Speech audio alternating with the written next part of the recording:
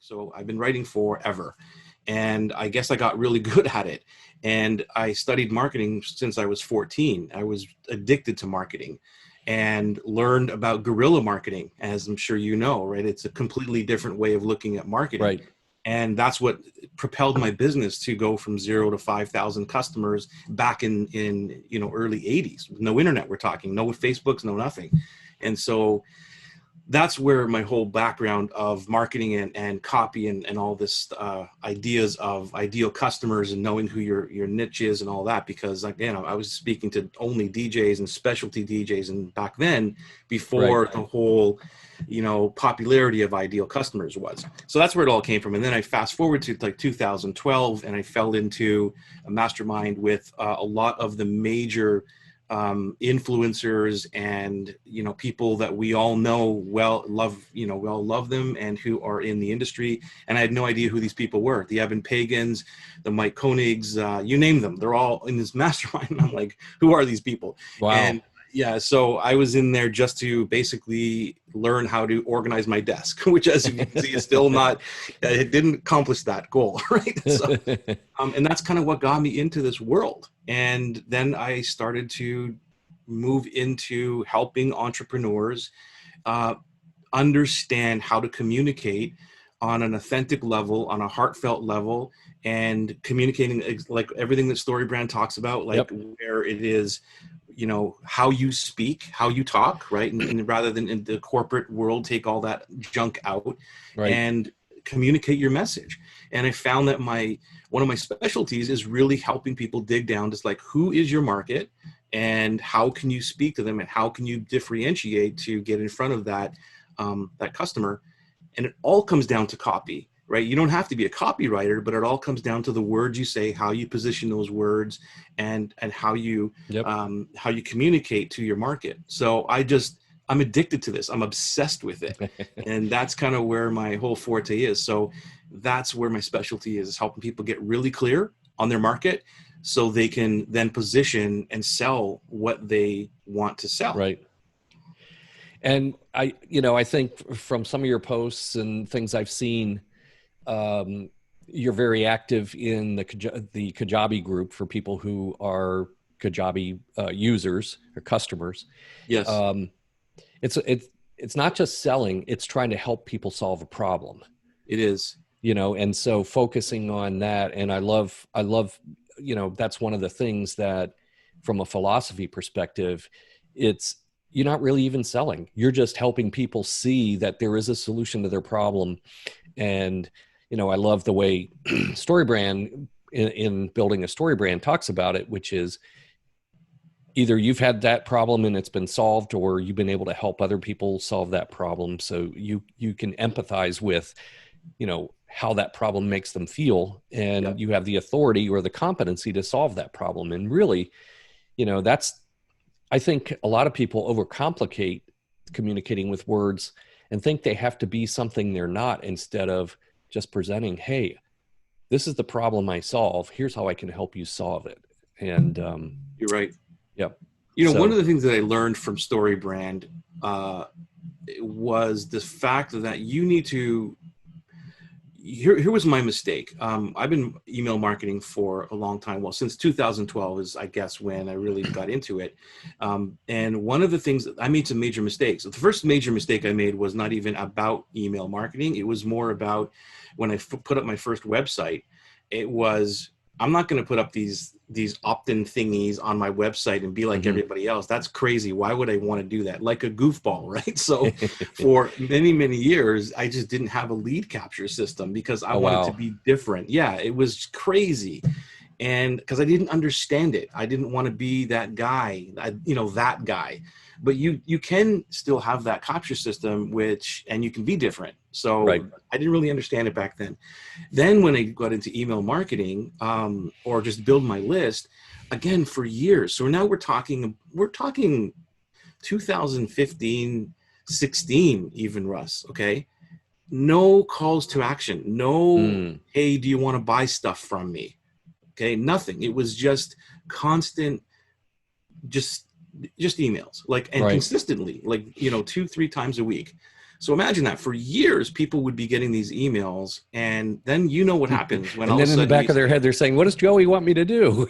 well, not even that, but even when you start to say, hey, maybe I should sell something, and then you kind of do it, the people are like going, what happened here, right? And you kind of disrupt your list because they're so used to it. So one of the biggest tips that I can give is, like, you need to have some sort of calls to action. And we're going to talk about that, the way that I do that, without being the hard salesy type of person, because there are places where, yes, you have an email sequence where the sole I guess, idea of that email sequence is to sell. There's a certain pattern. StoryBrand talks about this. Marketing Made Simple talks about this, right? How to actually set up those email sequences. Right. Problem I see a lot in the marketplace, and I apologize if I jump all over the place because That's all I'm right. kind of I'll put you back. ADD. I'll put you back. Yeah, We'll get and back on track.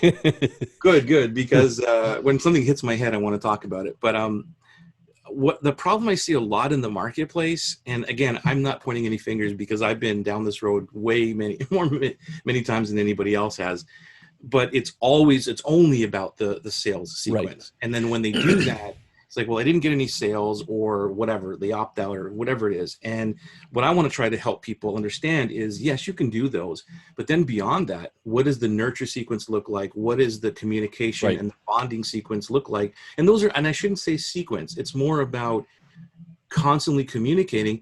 However, you still have a sales process in there, and I'm going to show you how I do that. So I don't even know what the original question was because I went off on a tangent. But yeah. Well, what's interesting, you brought up you made a comment there, and I think it's good. I think we should talk about it real quick. One of the things that Marketing Made Simple, the new book that came out in February, March, whenever, I can't remember exactly the release date, but one of the things that came out in the book at the beginning is they talk about, Don and JJ talk about how relationships and the 3 phases of a relationship.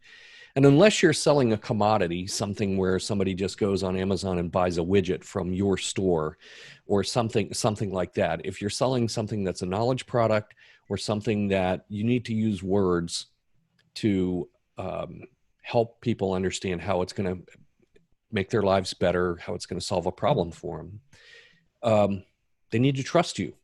Yes. Is Joey the right guy to help me solve my problem? And it's just like, going through those 3 stages. I love when they spend time setting it up at the beginning, the 3 stages of, when you meet someone, that's the initial connection. And then the next step is enlightenment and then commitment. And, you've got to spend some time. I love the story that Ray Edwards told. I got to spend a weekend with Ray, which was amazing. Yeah. And he told a story where he just continued to send out emails and they added value. Yeah. And they didn't always just solve the problem that for somebody, they didn't add value or solve a problem that was specific to what Ray does. It would be, I found this, help me out in my life, I want to share it with you, kind of emails over time. Right. And he said he had somebody buy one of his courses after 2 years. Yeah, I'm there too. I totally get that. And it's just like anything else. I mean, if you meet someone, if you and I meet and we don't do anything to continue building a relationship, then we forget about each other. Yeah. And then if if there's a good reason for us to continue a relationship, but I forget about you, then I don't get my problem solved in a sales scenario. So anyway, it's interesting. And, a lot of what Marketing Made Simple does in the first part of the book is really talk about this idea that you've got to build this relationship. And one of the ways to do that is the words that you use, and then use those words consistently in all these different places, including email. That's right. And, I'm going to parallel that with another visual that I like to teach about that I learned.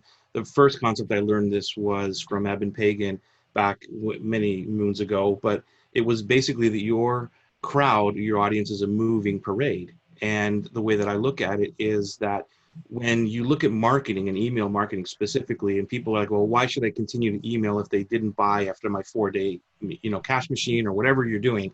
And it's like, well, because people, if they're a moving parade, if you can imagine a group of people, whether that's 10 or 50 or 500 people, and they're constantly moving, then they are at different positions of wherever it is in their situation. So the street signs are different, their views are different, and all that. And if you follow that parade, if you continuously communicate, and we're talking just about emails, so you're Right. continuously emailing these people, and they're just not at the position or ready to buy from you, but you're following that parade, right? And other people are dropping off. They're like, "Ah, these guys are they're not buying from me." But let's say that two blocks down or 2 years down, they turn around and they look over to the sidewalk and they still see you walking along, supporting them, guiding them, giving them, Mm-hmm. giving them the value. That's what we're talking about. Right. And so we're all in different situations. We had no idea COVID was going to hit. We didn't Right. know that. But if you're there and you're continuously marketing and helping people through this, and not always trying to sell them, then they're not maybe in a position to buy right now. Maybe they will after they get their job back or whatever it is, Right. right? So it's just that visual that I always try to keep in my head by going, okay, well, this is my group. This is the parade that they're in today. And then, 5 minutes later, they're down the street over there. If I don't move with them, I've already lost them, right? Yeah, I So love that's, that analogy of a parade. yeah, That's a great way to think about it, because as they go further down the parade route, now they're seeing other things. They're seeing other people's emails and things like that. And if you mhm, just go with them for 2 blocks and then stop, yeah. And the and then if parade you route is show just, and if you show up 6 blocks later or 6 months later, who's that? And they forgot. that's right. Yeah. Right, because everything's changing around them. Yep. Everything has to change, right? Yep. So we got some questions here, I think. Yeah, we Uh, do. Tony has a question. Here it is. The problem I'm attempting to solve doesn't appear until years down the road. Retirement. It's not yet high on people's list of things to worry about. Am I wasting my time and energy? well, I mean, that's a segment question, and what are you trying to solve? So that's a good question because it comes up about urgency, right? And so if you're trying to nurture them years and years before, I don't see anything wrong with that, but because eventually it's going to catch up. Like, so if you're dealing with somebody who, today and 10 years out, they're going to buy from you, then, it's going to, I don't even know the mathematical term of that. I'm not good at math, whatever that is, right? So the Yeah. next year is going to be like 9 years and then the new people coming in, blah, blah, blah. So I'm sure they get what I'm talking about. So Well, I the don't think other you're thing wasting your is, time. yeah, I don't think so either. The other thing is, I think, if I look back on my life when I was younger, I guess I was a bit naive. So I think one of the things you can do with your email, and marketing to folks is to help them see why they need to start thinking about it and educating them. But I think you need to do it in ways that are visual, right? So they can picture it, ways that relate to their potential emotions. You don't want to feel this way at this point in your life down the road. I don't know. I mean, I know a lot of the folks I know that we work with are working on longer term solutions, things that are going to be, further down in someone's life. Yeah, and the other point too is that when you are that guide and that confidant to somebody else, they may know somebody further into the process too. And now you've got a referral situation happening. Right. So you're building a lot of trust and bond right Yep. there No, because that's a you're good not point. trying to push that sell, right? And then That's a it's, great point. yeah. So I don't think there's a waste of it at all. I mean, No. the only down side of it is like, hey, if you need to make money now, I mean, you got to wait 10 years. You got to come up with a different business model, or you're not going to be in business. So if this is your only business channel or business model, there's got to be Yeah. something different.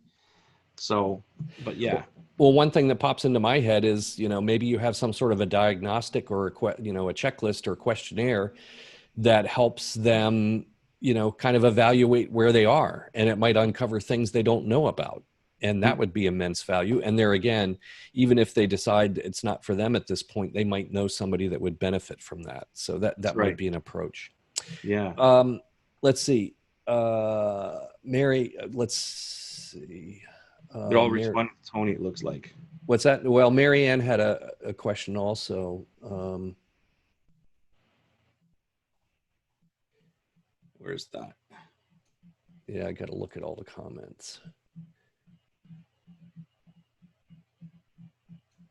10 comments. I don't see anyone there. I think she was responding to Tony. Yeah, just here we go. I hate the way they do the comments as it's going. I know. Hey, Catherine, love you. You're so awesome too. Oh, did Catherine join? Oh, Catherine, hey. Catherine's awesome. So Catherine and I did something last week that was so fun. And you can get the replay in the group, the link to the replays there. Marianne, can you speak to how they can feel like they have retired today? Oh, she's replying. Yeah, she's responding. Yeah, yeah, got it. Let's see. Job. Yeah. Yeah, Josh has a great comment there. People work out to prevent heart disease 25 plus years out. People respond how to now to perceive peril in the future, frame the urgency for your customer. People do respond to future concerns today when it is when it has their attention. So yeah, and I suspect that maybe people's perspective might be changing a bit because of what we've been facing with the pandemic. Yeah. Definitely. So I want to move on with a couple of the things that we talked about potentially talking about. Sure. So when you work with folks and also maybe fielding some of the questions in your group, what would you say the biggest challenge you see with the people that you work with? It is about the niche and trying to differentiate the way that they prescribe the promise. And so let me talk to that, because and this has been a universal challenge, and it will continue to be a universal challenge for marketers. And I was there too. And it's always about, if I niche down, then I'm going to lose all these other people. Right. Mm-hmm. And so what happens is, as soon as you go to the next level of, well, I can also help these people and then these people, the message gets watered down because it can't be specific. So that's a problem. And the more the message gets watered down, which means that you're taking out specifics, right? Then you become commoditized. You become a bag of rice. And it's like, well, what's the difference between that bag of rice and that bag of rice, or that 5-pound bag of sugar, right? Boils down to price. Yeah, and exactly, it comes down to price, and you don't want to. That's the worst position to be in, is to be positioned on price. And there's really only 3 ways you could position a company, and that is by quickness, by speed, and speed to the market. You can be a luxury business like a Mercedes, right? And when I say only position, I mean these are that's what you're known for. You're known for your top quality. So the Mercedes. Then you got speed, and which is the McDonald's, like getting them, your hamburger out. Then you got the Walmarts, which are like the best price. So those are the only really 3 big bucket categories that you could position on. And a lot of people think they could position on a combination of them, and you can't. It's one or the other. You can have pieces of it, but you can only be known for that. That being said, so what happens is people water down their message, and it doesn't really resonate with the market. So you don't want to be competing on the price. And then it's about the promise. So what happens is, because the message is so watered down, the next level that most people do is they try to make a bigger promise. And a very simple example would be, get rock solid abs in 5 minutes. Well, great. That's 5 minutes abs, but I can come out with 4-minute abs. And then you're obviously, now you're pushed out of the market. So the bigger promise doesn't work anymore. And now people are even more, okay, 4-minute abs. Right. Oh, yeah, very suspect. Yeah, it's like, so the promise, that's the only way most people know how to go, is how to make a bigger promise. When you specify, though, it's really specific to the market, right? How can you be very specific? And that makes your unique value promise, or your USP, right? Your unique selling proposition or unique selling promise, whatever you want to call it. I've created or what I think, if somebody else has maybe made this up, but I think I've created what I call the unique positioning promise, which is basically the unique value promise, but it's like, I like to call it unique positioning promise. And it's like, how do you uniquely position yourself with a promise that is not big and grandiose and something that anybody's heard, right? So those are the two biggest problems. Is I'm not speaking directly to a specific audience, and my promise is like way too big, Right. and it's not too specific, and people are not even believing that. Yeah. So those are the biggest problems.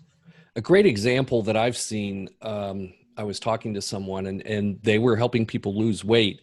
But as you might guess, or most people would know, there's tons of people doing that. And so how do you differentiate? And what she was doing is she said, I had this problem.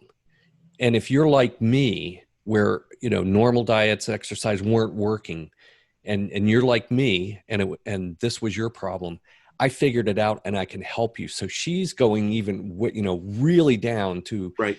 this specific, unique challenge that a group of people, and most people think, oh, well, I'm going to lose out on all these, like you said, on all these people, but the world is really big. Yep. And it's also close. Yep. Now with technology, you can help people across the world. And there's probably a large number of people that are just like her that she can help. And and she's been very, very successful doing that. Very, very focused on that with that unique positioning promise for people just like her who had that same challenge that was maybe not like everybody else. I agree with you. And so let me speak to that for a second, Sure. because I know the objections that people have in their head when we talk about this, or at least the people that I've dealt with and my clients. And the thing is that one of the challenges is that they'll say, okay, well, my product can help other people, right? If I just use this and this, and I'm going to, whatever, I'm going to lose out. I'm not saying that you only market to that. What I am saying is that if your product can help 3 groups, let's say, right. 3 big groups, all you need to do is have 3 different marketing campaigns. Now that sounds like a lot of work, and maybe it is, but it's really not if you just change some of the words. And when we're talking about email marketing now, all we're doing is we're talking about segmentation. We're just putting a tag on somebody and they're in a different segment, and you just change up a couple of words, but it all leads back to the same product. As long as the product is not named, right?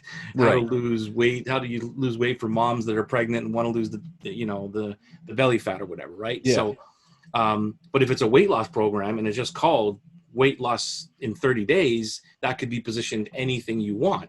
The name of the product is like secondary, and this is where again there's an argument on both sides. Should the product be named what it is in the market?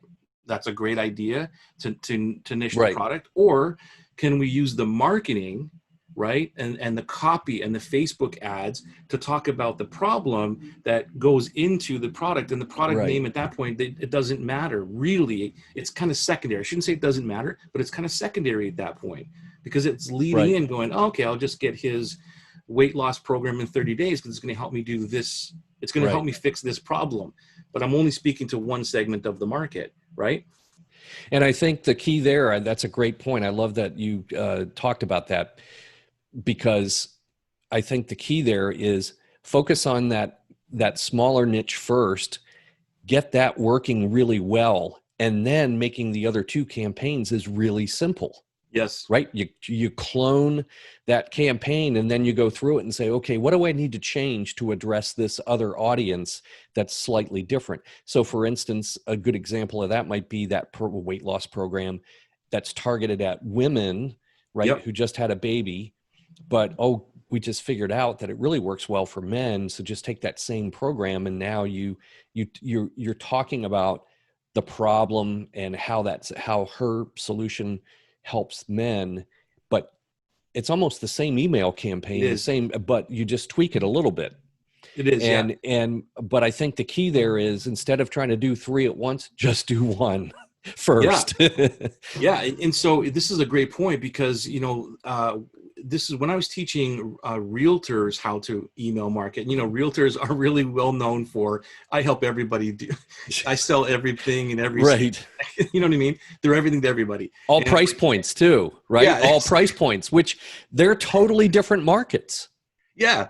Right. I sell this, I sell that. I sell to investors. I sell single family homes. I sell condos. Right. Like, oh my gosh. Right. So, and they have they have that big problem. It's like, I'm going to miss out on all these other things. And then I showed them the one graph, which is, if you can imagine 3 circles, one circle and then another circle outside. And I go, if you start in the middle, everybody starts on the outside, the big market, and they want to, they want to grab all that. But if you start in the middle of one niche and say, listen, this is what I do. I sell condos in South Beach, Florida, blah, blah, blah, between this problem, and you become that person, right? You become that one person known for that. Right. Then the people who are looking for that are obviously going to find you. And then it's easier to infiltrate from the inside out. So if you want to go now and sell family homes in South Beach, Florida, then other people are going to know, hey, I know you're this dude, but can you actually sell my house over here? So you're going to infiltrate without competing, because you're going to get known very, very quickly, and you can move from the inside out rather than trying to take the whole market out here. Right. No, that's a good point. Let's see. We got a few more comments. Mariana says, I help people with mindfulness to women and men over 30. I'm trying to talk into the problem. I'm finding I should focus on entrepreneurs who really need this. What are your thoughts? This is a niche down question. How mindfulness to women and men over 30. Well, the first question I would have, Mariana, is that when I'm talking helping people with their niche, is like, are people looking for it? Are entrepreneurs looking for mindfulness to women? That would be the first question that I would have. So you got to do that research. And if they are, what I really suggest for anybody that's trying to get into a market quickly is, what do you love to do, right? And it's easy for you to do. And that's so important. Like the stuff that you could just get on and talk about without notes or without anything. Like, what's the easiest thing for you to do, and that the market is looking for, and that gets the fastest results for them. So if it's entrepreneurs who are looking for mindfulness to women and they're going to get this X result, then yes, then I would go for that. So I don't know if that really answered your question, but maybe you can give me some more. I think it's help with mindfulness for women and men over 30. See, those are 2 different markets to me. Yeah. Like, it's completely different markets. So why would you want to switch to entrepreneurs? And men over 30, what's their problem? So there's 2 different markets there. So if you can give me some more context there, I can definitely help you get very clear about that. So Tony has a good question, follow-up question. He says, email marketing assumes you have an access to a credible list associated with your target audience. How do you grow that list? That's a good one. Yes. Do you want to touch that first, or do you want to? Well, I mean, the first thing is, don't buy a list. Right. Do not buy a list. I mean, there are some really simple tactics that you can use to start building a list. And I love the one that, what's his name? Who started AppSumo and Sumo. Don't know that dude. I'm drawing. I know AppSumo, but I don't know who it is. Yeah. I get his emails, but anyway, it'll come to me. He said, here's how you start a list. If you're creating something, if you have something to offer value to people, and if you know 10 people, send those 10 people an email and say, this is what I'm working on. I think it could really help people. If you think this is good, here it is. Go ahead and send it on to, 10 of your friends. And if 10 people, let's say half of them do that, and you wound up getting, in 2 weeks, you could have 50 people on your list. You set it up so that they go back to your website to get the thing you're offering, the document, the checklist, the whatever. But that's an organic way just to get started, without spending money on any ads or anything like that. So that's a quick and dirty way. Just, talk to the people, send them an email and ask them. That's how Jeff Walker got started. Yeah. what I do is, we're talking about building lists. There's two ways of doing it: organic and Yep. paid. And the real answer is it's always going to come back down to knowing your market. Like everything comes down to how well do you know your market, and what are the steps that they need to take in order to get from where they are to where they want to be. This is all basic marketing. I'm probably preaching to the choir. You all know this. But what I find is, again, one of the biggest problems, going back to what you asked about, Russ, is, again, people abandon the research process way too early. Right. And they go like, okay, I've got enough. I've done an avatar one sheet exercise and I'm done. You're not done. Like in my mind, in my world, I'm continuously doing market research every week. 20% of my week is doing market research. And that's just following. And you talked about going in the Kajabi group and just being ears to See the what ground. people are talking about. Yeah. What's going on. Right. And so I won't even talk to that because we can go down a whole big rabbit hole there. Right. But we could do a whole thing on market research. Yeah, for sure. And how to do it quickly and fast and efficiently, right? Maybe that's another live for us. But what the thing is that if you know your market, Tony, it was Tony, right, who asked this question. Yes. If you know your market really, really well, then you know what it is that you can give them for free that can actually give them a win, a very fast win. Quick win. Now, how do you build the list? What's the strategic part of it? Russ talked always about going organically. You can go on your Facebook group and your Facebook page and talking about that. And just giving that as a lead magnet, right? We talk about lead magnets, and it's a PDF or something. And if you wanted to do paid, anybody who's watching this, if you want to do paid advertising, here's the way to do this on Facebook for $1 a day, like literally $1 a day. And it's coming back to what we're talking about here in terms of the copy and knowing your market. So if you don't know your market or your target or how do you target them, guess what? You let Facebook figure it all out, because Facebook's algorithm is way smarter than we'll ever be. Okay. So if your copy talks to the woman who's pregnant, who wants to lose the belly fat, and blah, blah, blah, and we won't get into the copy of how you do that, but let's say it's that person, and you just let it go. Like you just send it to the world and the copy does the work, and you've got this free lead magnet that shares how to do something. Guess what? That's your target audience.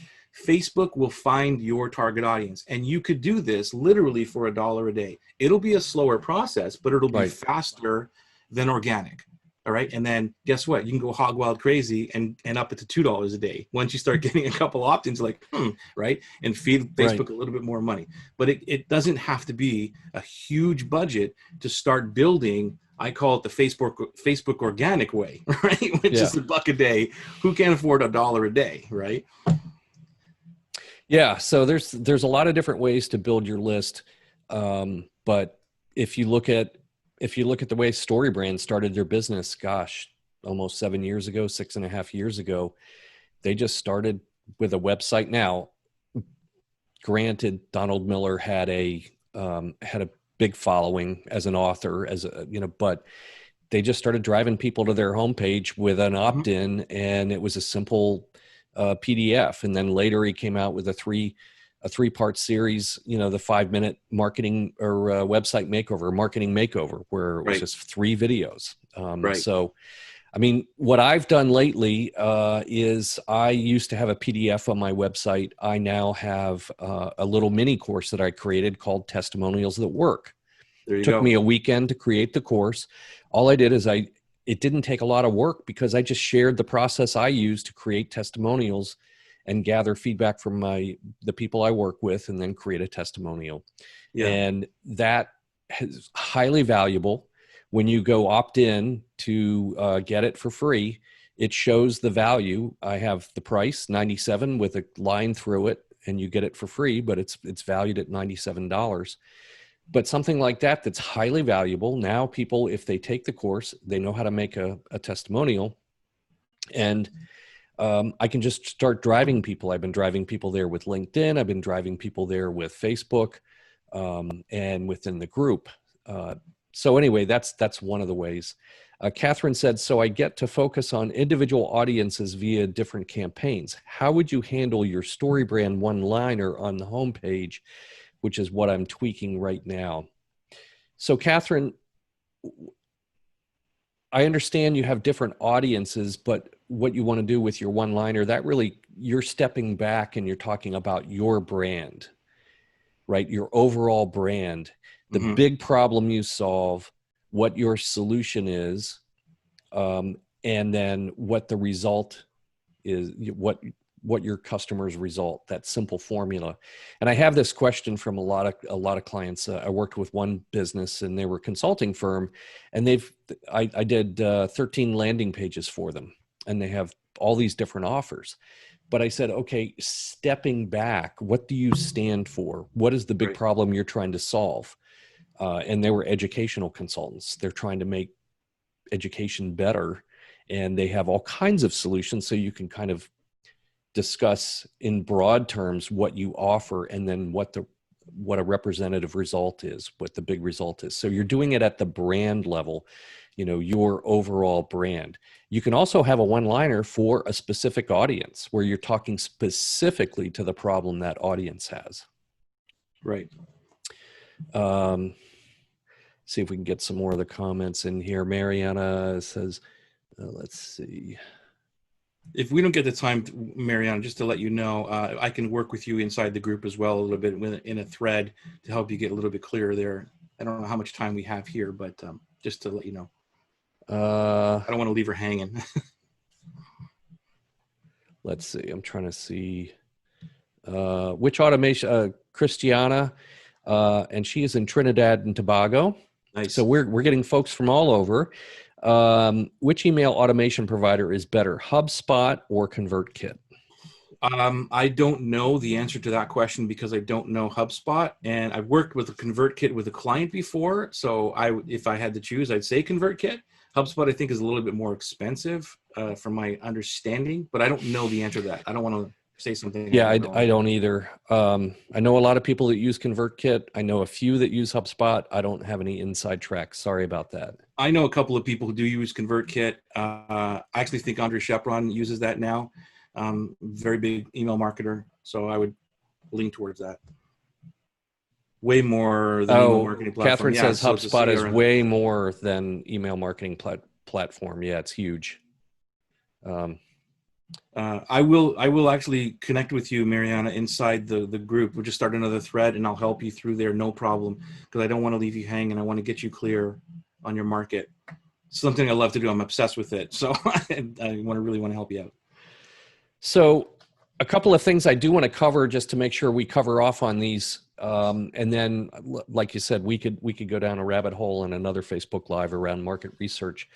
But one of the things I was going to see what your advice would be to the group is, how do we get better at writing emails?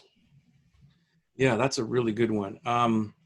The simple answer is to write every single day and not to worry about is this going to be the email that I'm going to send out. So I have, my thingy, where I write everything is just filled with all kinds of drafts that never really make it to the light of day. So that's one way of doing it. The other way, and when I speak about that, and this has been said millions of times, is to speak the way that you actually write. So write the way you actually speak. Right. And really that's what it's about. What I want to do is, if I can share. Yeah, absolutely. One email that I've got here, and if anybody else wants to, I'll speak about this. This is more of an email template layout that I want to share with somebody, because I referenced earlier on in the call about how I sell in every single email, and I'm going to share this, how you do it, and then if I'm going to give a PDF as well, you can download this, and so when you read it, you'll see how the conversation is. So hopefully this will make a little bit more sense, and then I'll come back to your answer or your question, Russ. So I'm hoping this is that big enough, or should I? No? Okay. It's pretty, looks pretty, let's see.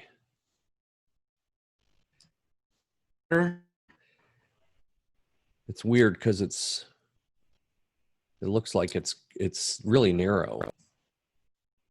Yeah, it's just my sample. And my I don't know if they're going to be able to see it. Okay. All right. I'm looking at the live version, and it looks really. Yeah, it's not filling up the width of the Zoom meeting. Okay, no problem. No problem. What I'll do is here. You know what I'll do is let me do this. Let me just see if this works. This is the actual PDF. You guys can download this. I don't know how much you can see there. Yeah, for some reason, maybe it's your monitor. It's only covering like a third or just over a third of the Zoom meeting. It doesn't go full screen. That's weird because I'm sharing the actual document, so it should. I know. Okay. All right. It's a little bit bigger. Is it? Yeah, a little bit bigger. I mean, I think this will work. Okay. Okay, great. So I'm going to rip through this, but I'm going to, let you guys download this. And you can't really see the copy on this side, but I'll just kind of jump to a couple of things here that's going on. If you maybe see this on the formatting, this formatting, first of all, is all text, right? There's no pictures. There's no any graphic things that are going on. And you'll also notice that it kind of looks like a sales page, like a regular, long form sales letter. That's the way it's formatted. Notice it's very choppy. Like the sentences are not, there's not huge chunks of text. And this really works. And I know this because, as you can see here, there's only one link way down here at the bottom. And people are working on that. So I know that people are either scrolling down to the bottom, or reading through it, or, and so they're responding to that call to action on the bottom. The reason I do it this way is because it just helps the eye go through the email, and they can easily read what I'm trying to talk about in the email. And it also, subheadings are peaks of interest if you got scanners, and there's a lot of scanners. And I even tested people, giving them the email, and they're like, okay, and they scroll down, they stop at the subheadline, and then they scroll back up to read because the subheadline got them interested. Yeah. So, and you can, and this will explain it all when you get the PDF. There's a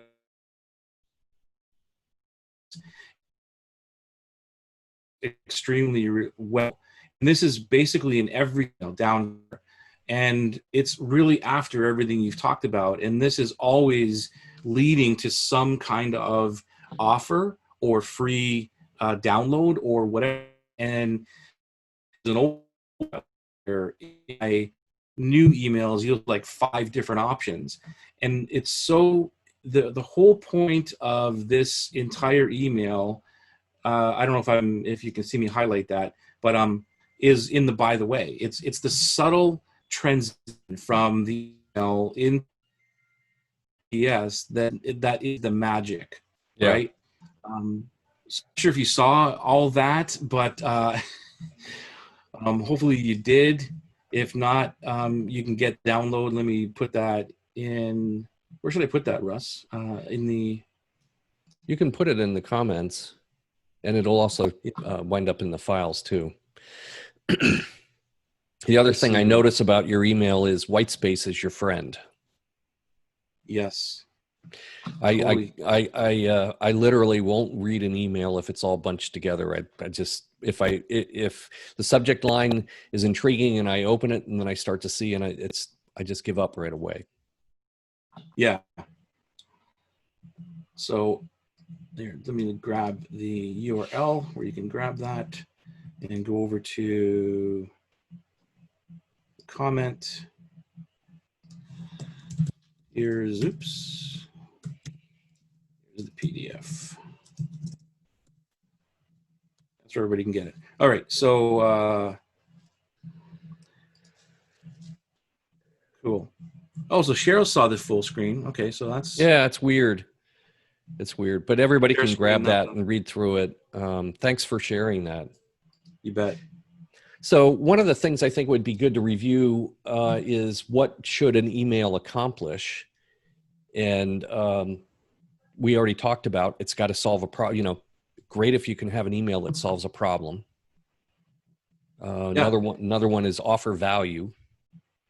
Those are that's the overarching thing. It's like, how do I how do I get the attention? Really what it is about keeping the attention of your audience. Because once you get them on your email list, a lot of people, again, we mess up and we're just like, well, I'm trying to get them to buy something, and then they don't buy, and then we just alienate them.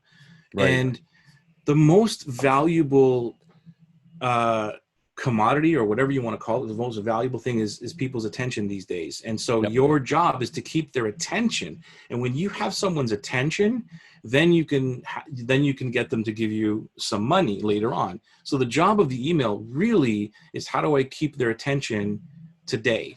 And a lot of times, well, I shouldn't say a lot of times, but sometimes it may just be that you're giving them that one value. It's like, hey, listen, I just learned this really cool thing and I wanted to share it with you. And if you look at the email, or if you remember the email I just showed you, let's say I'm just giving a tip on, hey, I just learned this thing and it's so awesome. Hey, I hope you have a great day, right? There's no call to action there. Right.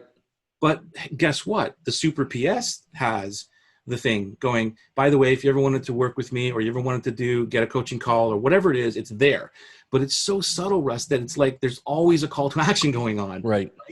Whereas another email, my intention, obviously, with an email, I don't worry about anymore of how do I lead them to a sale, or how do I lead them to opt in, or so it's relieved the pressure of going, I don't know what to email about this week. Right. So now because there's no call to action, and I have to follow the template of there's got to be this and this and this. Well, now, because I've always got a Super PS, that call to action thing is taken care of, and it relieves the pressure. And then I'm like, okay, now I only want to have the attention of being that guide and that confidant, and that, building the rapport with people every single week. So that's my only intention, number one. Then the second might be, okay, well, this week I want to actually try to sell them something. And then you put a little bit more thought into it, right? Get them on an email list, or get them on a segmentation list, whatever. So that's a big roundabout answer to what you said. But every email, in my mind, starts out with, how do I keep the attention of the audience that I've already got and continue to build that rapport that I'm the person that they should trust? That's really the number one intention for me. Right. Real quick, Sarah had a question. Joey, what are the email matrices that we need to keep track of? Okay, so that's going to be your open rates, your click-through rates, your opt-outs, and there's one more, the bounce rate. Bounce rate. So you want to, I have a spreadsheet that every single time I send out an email, I'm monitoring all of those. So click rate. Yeah. So, oh darn, my brain's not working really well. I just had something. Oh, so a couple things I wanted to run them by you just to test them against the Joey filter. Okay. So no, I mean, I've spent a lot of time with Donald Miller over the last couple of months. I was fortunate enough and honored to be a coach in 2 of the live streams. So since they can't do the live workshop in Nashville, they've been doing live streams. They did one in April and May, and again in July. I did the April and May one. Had a group of 12 people that I coached. Nice. And so when Don's talking about email, a couple of things that he says, and I just want to get your take on what he says. When he's talking about email, he said, email marketing is still number one. It's still the best. It's still the best marketing. I agree with that. Mm-hmm. He said there's been estimates, and he uses the figure of an email is worth at least $10 to $15. So if I can get your email address and then start the nurturing process and building that relationship, that's equivalent to me asking, if you signed up on my list, Joey, you just gave me, the equivalent of $10 by doing that. Okay. And I think that's a really interesting way to think about it, which is if somebody's willing to spend $10 to be on your list, if that's the value that's worth, then we owe it to them to kind of reciprocate with value. Yeah. So I'll speak to that too. I've made the mistake so many times of calling. Well, when I look at a list, it's not a list of numbers and names. It's people on the other side of those names. Yes. And I think that we really have to shift that perspective. Yep. And so that's how I kind of look at it, is where there's a human being on the other side of this email. And there's a reason that they've opted in. Yes, we get people who opt in and then they're freebie seekers and they're not going to do anything. Right. Whatever. That's fine. And I didn't even talk about this in this conversation, but one of the jobs that my welcome sequences do is try to remove you from my list. And so I do the opposite of what most people do.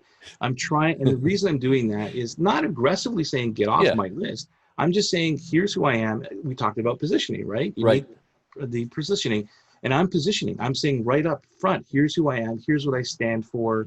Here's everything that I can help you with. Here's the stuff that I cannot help you with, right? I start with that. Here's what I cannot help you with. If you think this, please remove yourself from the list because I'm just going to be bothering you. Right. So the first 3 or 4 emails are all geared to get the people off of my list. Oh, I like that. Do that is because I've got a very highly engaged list to give the value, because I know that there's a human being on the other side that if they've gone through that and I've tried to kick them off and they're still saying, no, I want to stay with you, I could still be myself and speak the way that I speak and speak to my heart, right? And put that out on the page, right?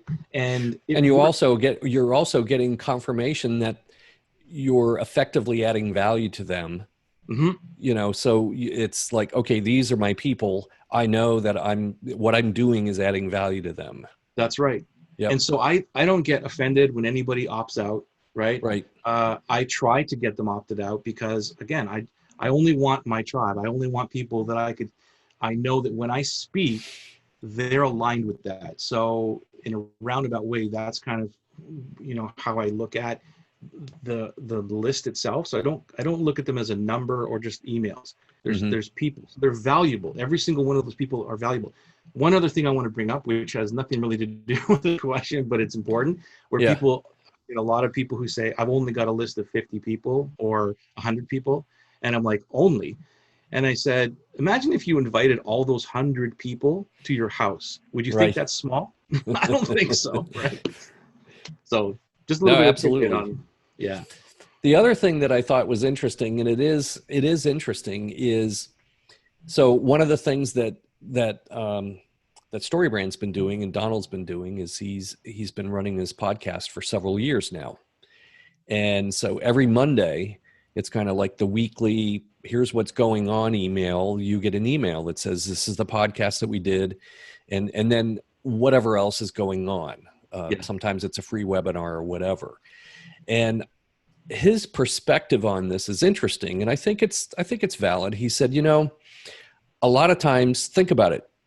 If you're on my list, I can send you an email and I'm showing up in this very personal device. That's right. In your hand. And even if you don't read my email and you just delete, but I keep showing up. I keep reminding you that I'm here. I agree. Maybe you're, like you said, maybe I'm on the parade route right now where I don't want to hear from Joey right now, but I'm reminded that you're still there walking along the parade route with me. I love that analogy. So he said, his point was, you have to be consistent because you're continually reminding them, and all of a sudden it might be something that they absolutely need at that point. And so there's a huge amount of value of just being able to show up in their phone, in their smartphone, every time you send them an email. Yeah, and that's the point. That's the point of being consistent. Everybody talks about this. I get that question all the time. How many emails should I send a week?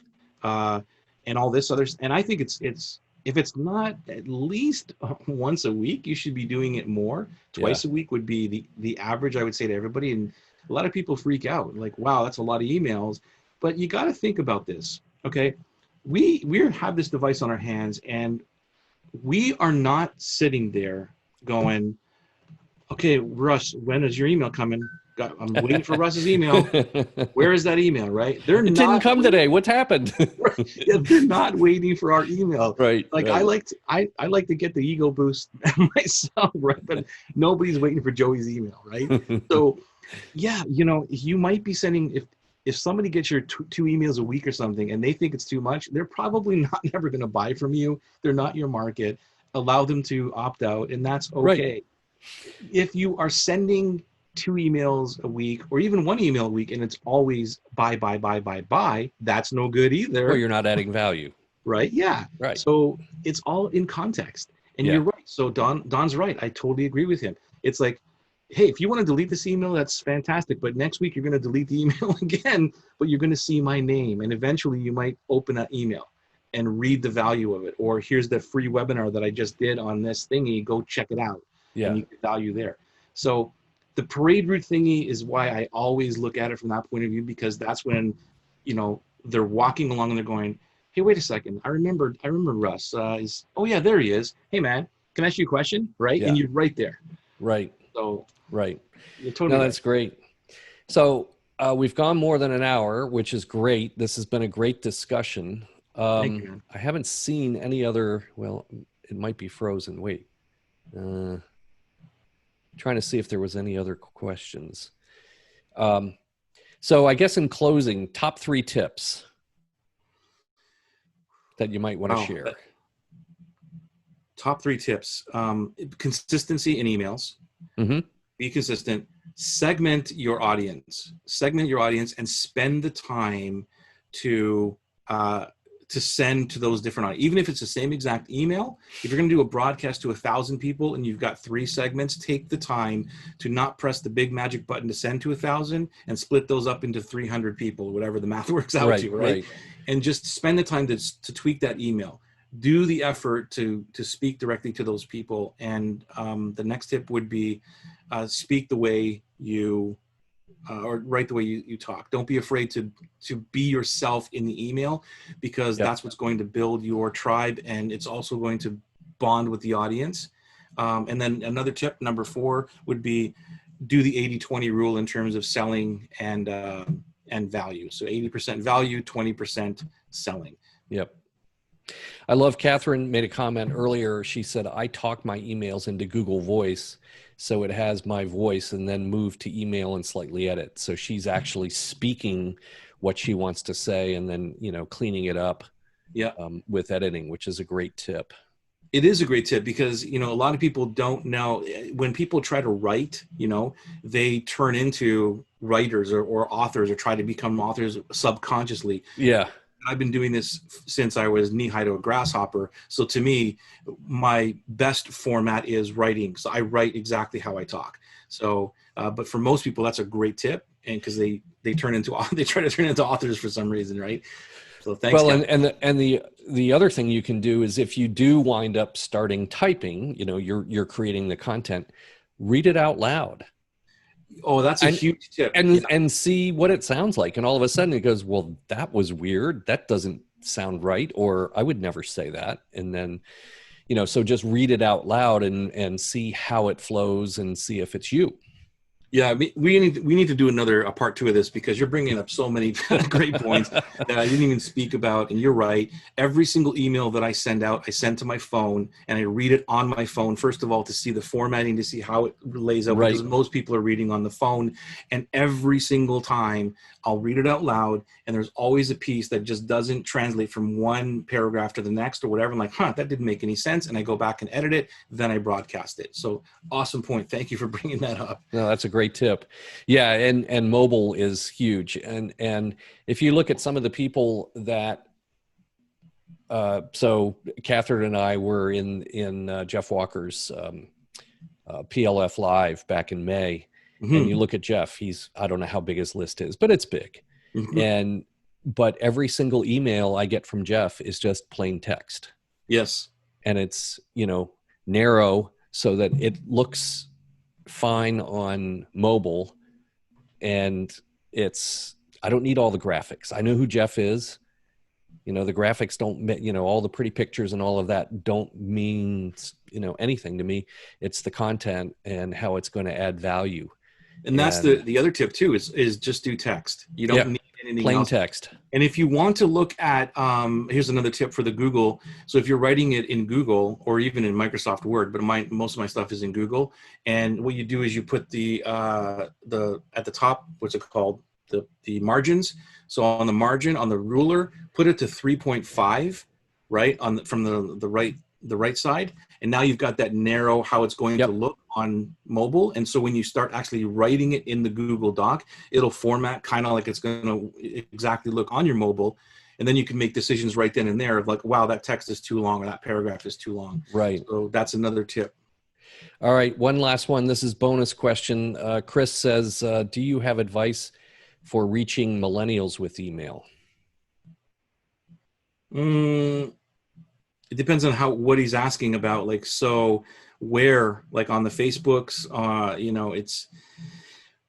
no, I don't really have an overall answer for that unless there's more context to that. How do you? Oh, what I do know is I'm also part of Business by Design, James Wedmore's program, and it's excellent. And what I know there is he's got a wide audience, everyone from, 20 young 20s on up to people older than me.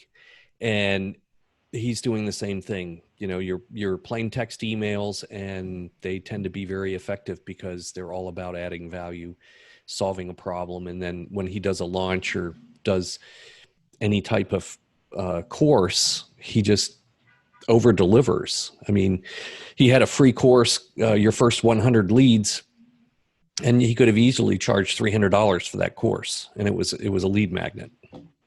Yeah. So I've seen email work across the board. If you're talking to that audience's problem, the problem you're trying to solve or help them with, and it might not be a problem, it might be they want to become better at something, or they aspire. So that's the other thing that I really like about StoryBrand is when you start to get into your character's head that you're trying to serve as the guide, and think about what do they aspire to be, and really think about what is their aspirational identity. The example I use all the time that works really well is a financial advisor, and the aspirational identity of their customer, their character is their character wants to become a savvy investor. Yeah.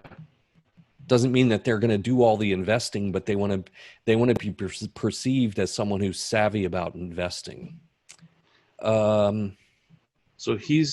Chris has expanded. So you're talking about, so when you say reach Chris, you meant having them actually open and engage with the email, from what I'm understanding from that comment there. And so you could easily, if you have them on your list and you have a very short text style email, if you look at the perfect email design template that I gave you, the email doesn't have to be that long. It is basically in text format. So you could do 1 or 2 or 3 or 4 lines, and you could even revert them back to your TikTok, to your IG, or your YouTube. And so they're reading the email, and it can basically just say, hey, I just made a new video over here, go check it out. And you got this, this link, and it's 2 lines. So you're still engaging with them. Yep. And the other thing you can do is, one of the other good things you want to do with your email, what it should accomplish is drive them back to your website. So you might have a video or something quick, like you said, but it's driving them back to your website where you're hosting that. So, and that can all be done on mobile very quickly. You've got one line with the link, they click on it, takes them right to it in their mobile device. So yeah. In your case, Chris, too, as well, is if you're speaking to millennials, like how would you speak to them regularly in a conversation? And that's how you transfer it to an email. And if they're very fast and if you're texting them and you're having a message, imagine having a message with them or a text message with them, and translate that into an email. They do exactly the same thing. That's great. How would you communicate with them? That's what email is all about. Yeah, simple is definitely good. I think we could go all afternoon. I know I warned you about this, right? I know you did. Listen, I really, really appreciate it, and you have been so generous with your time, and I really appreciate it. And I want to encourage people to go. What is your Facebook group You know what? Can I drop it in the Yeah, you can comments? drop it in there. I encourage people to go join Joey's Facebook group. Thank you. He delivers all kinds of value, and even if you just click on the files tab and go look at some of the documents he's put into the group, they're fantastic. I was looking at a couple of them earlier, and they're Thank you. fantastic. So So, it's Strategic Marketing Lab, just to put it on the video here, but yep, Strategic Marketing Lab. But I put the in the comments there. It'd be great to have you over there. Thank you for mentioning that, Russ. It's awesome. absolutely. All right. Well, thanks everybody for joining us. Thanks, Joey. I really appreciate it. We will Thank follow you. up and have another one. I think we can, let's see, we have marketing research. We have email marketing made better part 2. Yeah, we can even talk about niche. You know, how to get clear on your ideal client to help Yeah. with the story brand.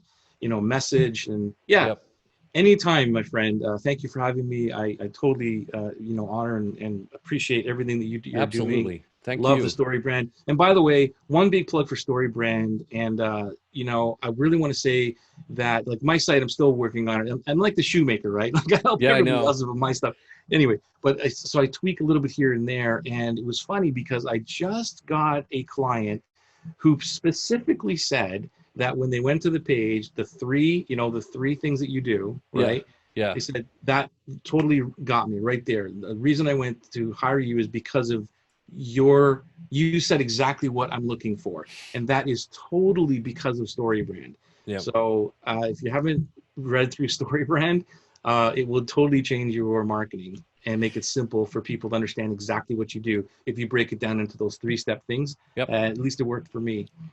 Well, and I remind everybody on Monday mornings, I put a post in there for website reviews. I do want to expand that. It's not just websites. If you have a sales page or a landing page that you would like me to review, any page, just drop the link in the comments, and I take the first 2, then I turn off commenting, and then I record a Loom kind of commentary as I go through the page. So if you've tried to implement it, read Building a Story Brand, and you read Marketing Made Simple, Chapter 5 in there goes in detail each section of the website. I'll be glad to provide feedback. Usually it's anywhere from 8 to 10 minute long video where I just kind of riff on the site or the page. So That's amazing value, remind guys. everybody. Take advantage of that. Well, listen, thanks so much, Joey. I think we'll sign off. And Okay. I really appreciate you joining me today. This has been great. I learned a lot, and boy, am I going to use the parade. That's been a great analogy, and it's a great way to think about it, because then when you're thinking about it, you can, I think that helps you with stay motivated to keep consistent, and also helps you with the planning. Exactly. All right. Thanks a lot, and have a great rest of the day and the weekend. And thanks everybody for joining us. Thank you, everybody. And don't forget, everybody, I will index this so that you can actually search through it. So within a day, if you've opted in to go ahead and be able to search, you'll be able to go in and search through the video and find spots in there that you want to listen to. Thanks again, Russ. All right. See you later. Thanks. Take care. Bye-bye.